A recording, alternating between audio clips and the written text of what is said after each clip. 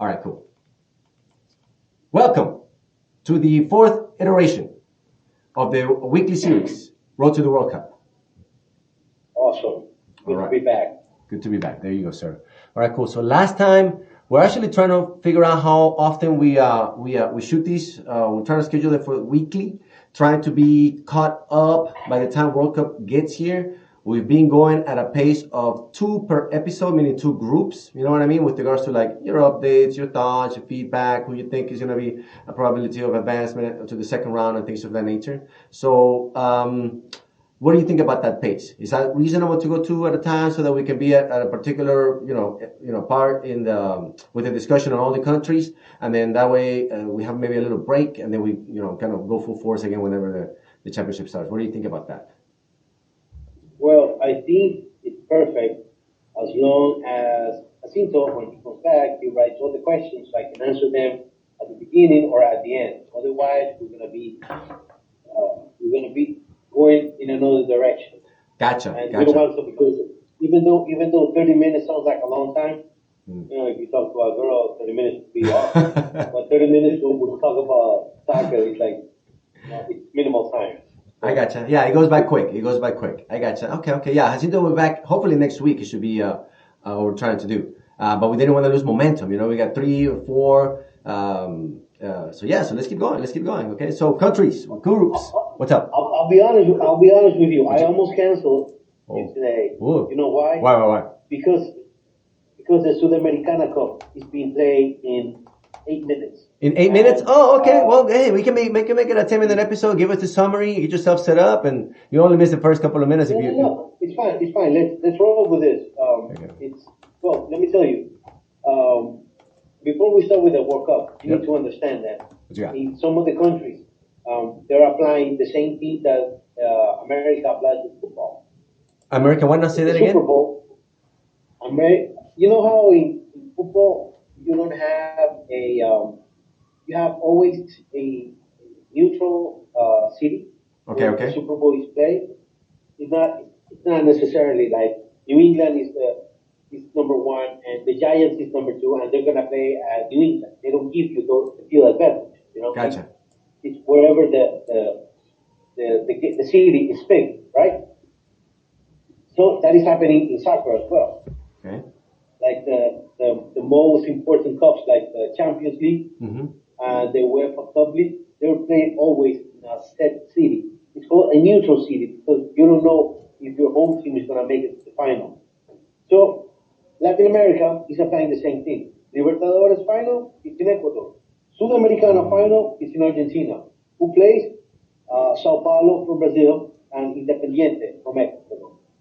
So it's good. That Ecuador gets to play in an international, at the international level. Besides the prize, the money, the prestige that you get, and hopefully you get to sell some players to another club, which generates you more money. And at the same time, what you could do is that you invest in the club, which is what Independiente does. Are there some of the particular players that are kind of in the public eye with regards to this trading and things of this nature? Actually, no. You don't have a set player. Do I know players that are gonna be playing there? You want to watch? Yes, of course. Some of them have played in Europe. Some of them are playing right now, in their respective leagues. But the thing is that today, it's like the highlight of their career. Today, they can go from a player that is worth $500,000 to a player that you can sell in the next week for $2.5 million, depending on how they perform today. Oh, wow. Okay. It's a big deal. Today is like their final. They've been playing the whole year with this. You go to a phase group, and then you go through elimination process, and you made it to the final. So yes, it's really good. Some of the Ecuadorians, they play for the national team. Junior Sornosa, Angelo Preciado, a couple of players that we're watching. Okay. All right, cool. Okay, what else did you want to bring up with regards to before we go into the group? I guess today we could talk about Group E. That way we don't go too fast and go 2 groups at a time, which are, Group Spain, Costa Rica, Germany, and Japan. So, what do you think about the particular group, or what's up? I like Germany. Germany, they do have players that are very important. Yeah. But the most important thing is their mentality. Back in 2002, I believe, or 2006, I think it was 2006, okay, when they hosted the World Cup. Okay. They didn't make a good run. They didn't win it. And for them to not win the World Cup in the country was like a catastrophe. So what did they do? They invest in kids. Oh, in their farm system. That's what they did. So the country, I mean, we're talking about the government. Yeah. The government said, hey, we need to get better at it. We love this game. When are you going to be good? So this is what happened. They have patience. So they build patience. I like that word, patience. And it took them 8 years, but they finally won the World Cup in Brazil, 2014. Gotcha. So I always like Germany. It's a very good team. It's a team that is worth $746 million. Oh, the whole team put together? Yeah, the whole team put together. We're talking about 26 players. Gotcha. Any particular players? Any one player in Germany with the team captain, or anybody in particular that's, somebody worth mentioning on top that you're like, oh, they have this one player that's this. Well, you can always mention the top players. Who are the top players? Yeah, Joshua Kimmich, Nicolas Sule. Nicolas Sule. You have their goalkeeper. They have two of the best goalkeepers in the world, Manuel Neuer and Marc-Andre Ter Stegen. Neuer plays for Bayern Munich. Ter Stegen, he plays for Barcelona. So yes, you have a team which, their mentality, it's not who is the star player. And, Thomas Müller, he played back in 2010, so this is 10, 14, 18, this is his fourth World Cup. Oh. He said, we don't focus on one player. We focus on a team level. That's why we've won it 4 times. So it's the mentality. Yeah, I like it. The captain, Joshua Kimmich. Who are the players to watch? You have Leroy Sané. He's a left wing. I think Leroy Sané is 26. Kai Havertz, number 9. He's at 23. Oh, Jamal Musiala, he's 19. 19? Wow. Yeah, you have a couple of players that are very young. I think he's the youngest one right now. As you can see, they are their average age is maybe 28, 29. Most of them, they have one more World Cup left. Japan. Yeah. Actually, Ecuador played Japan last week. Oh, really? How was the game? Oh, it was a good game. Actually, Japan, it's a very good team. It's a strong team. And Japanese, they are very disciplined. I like that. I like that. They have a lot of discipline. Because Japanese people are very disciplined. It's a small island, and they with that small island, they do a lot.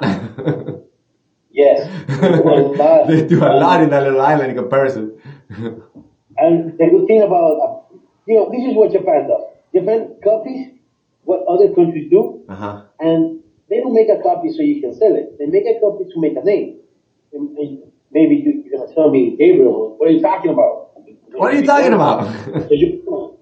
I know, Robert. Toyota. Okay. Toyota, they have the Lexus. Listen, they have the top line, which is Infinity. Yeah. And what they call their best brand is Subaru. Well, they make quality things. They don't just copy like China. No, they do things the right China way and the copies. Make it better. They're good. Japan has an average age about 32, so probably for most of them, this is going to be the last World Cup.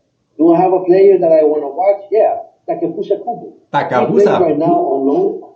Takefusa Kubo. Oof, that's an awesome name. He actually he plays. Real Madrid bought him when he was maybe like 16, 17, Okay. and he's been on loan. He's good. He's a good player. Right now, he's not playing for Real Madrid. I think they're waiting for him to mature enough. You also have a left wing. His name is Takumi Minamino. He plays for Monaco. Okay. There are a couple of players. Yes, there are also a team to watch. Costa Rica. I'm sorry, Spain. Okay, Spain. Cuéntame de los españoles. I love Spain. I love the league. I love the Spain won it 8 years ago. League. Is that correct? 8 years ago, is that Spain? Or no, it wasn't 12 years ago. 2010. 2010. Oh shit, it was 12 years ago. Eesh. Yeah, it's 2010. That's when they won. Their average age is 26. Oh, okay. Players, God, I mean, they have very good players. They have, I mean, let me see someone I like. The defense, Daniel Carvajal. Okay. Awesome. He plays for Real Madrid. They have one of the best midfielders in the whole world, which is Sergio Busquets. But he's at the peak of his career. I mean, this is his last World Cup. He's 34. But then you have two very young players. You have Pedri and Gavi. Okay. They're 18 and 19. Okay. Yeah. How old did you say? They're 18 and 19. Okay. Ooh, young guys. Yeah, they're very young. Let's see, who else? Well, you have Nico Williams.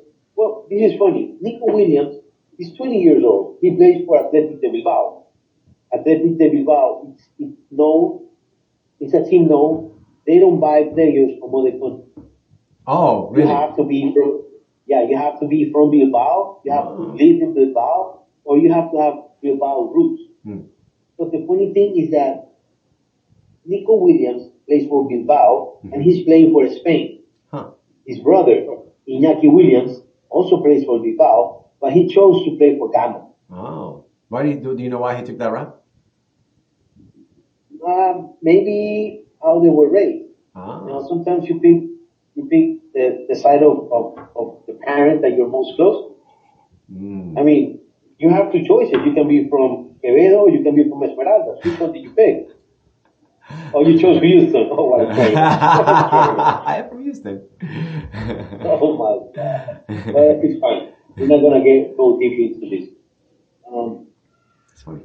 Who else? They have good players. They have good keepers. Their keeper, I think their best one, is Unai Simon, who also plays for Bilbao. He's 25 years old, and they're very good. They're very good players. As a team, they're very good. They just beat Portugal at Portugal. Oh, wow. They beat them 1-0 to advance in the Nations Cup. Cristiano Ronaldo was playing? Was Cristiano playing? Yeah, Cristiano was playing. He was very upset because they didn't qualify. Oh, there you go.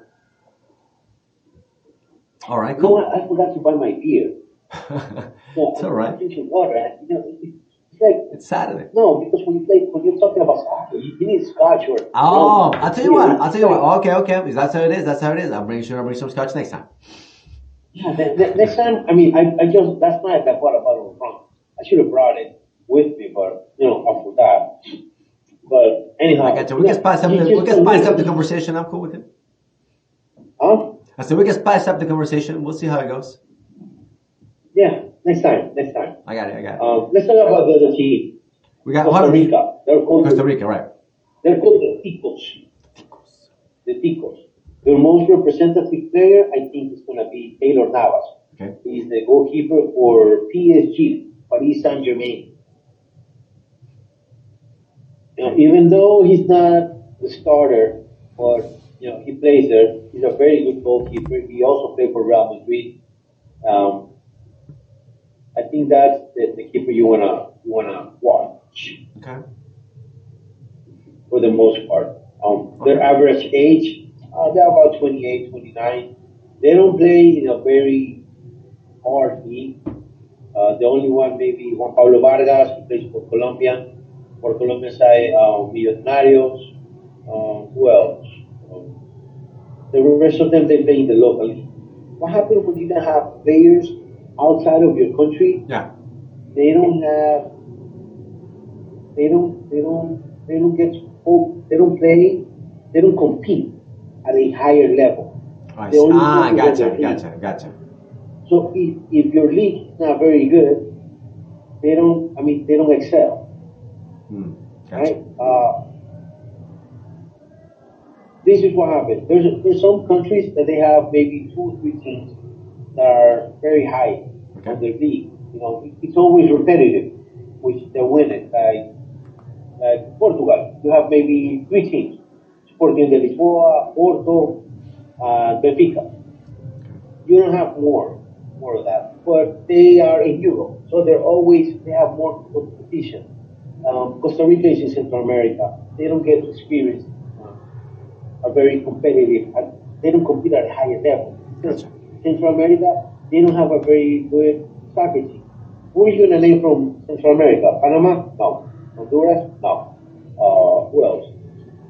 Guatemala? I don't think so. You know, as we say in Spanish, from Guatemala to Guatepeor. You know, it's not competing. But nevertheless, they've made a very good tournament the past times that I've played. So for me, in this group, I'm going to give it to, it's a tie. It's a tie. I'm going to have, it's a tie. Germany, I'm gonna let them go past. Okay. And then I think there's going to be, the second spot is going to be between Japan and Spain. Oh, I think Spain's going to go. So you're thinking Costa Rica is not moving forward. So that's, no, not at all. I think maybe if they get 1 point out of 9 that they're going to play, that's a lot. Interesting prediction. I like it. Okay, cool. So we've gone through the entirety of Group E: Spain, Costa Rica, Germany, and Japan. I'll put a little summary page for the next episode. Get some questions going from Jacinto, and we'll do our 5th iteration of this. And then after that, we got 2 more groups. So that should cover through October, get us into November, and kind of go from there. What do you think about that? It's good. All right, cool. I mean, at the same time, you know, we can go through the groups. I think we have, how many we have left? We have left 3 more for us. 1, 2, 3 more. Yep. I think we can talk about 1 more group if you want.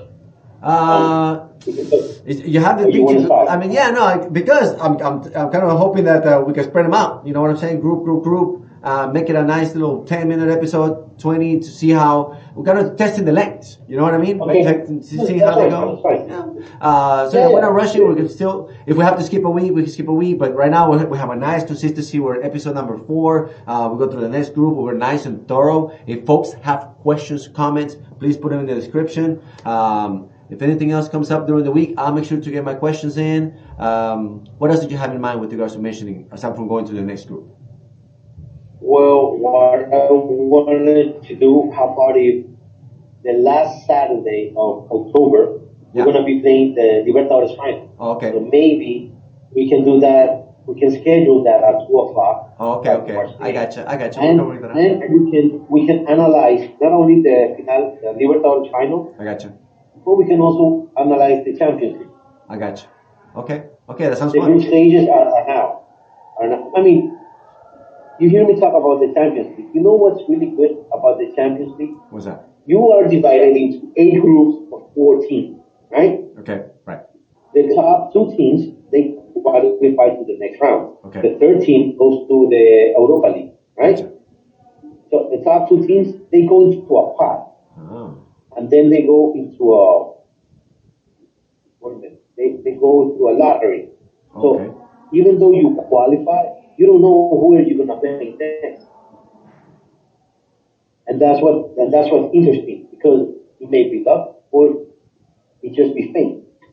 But that's what I like about Champions League. You qualify because you want to go to the next round, but you're not going thinking, oh, you know what, I'm going to be playing the Giants.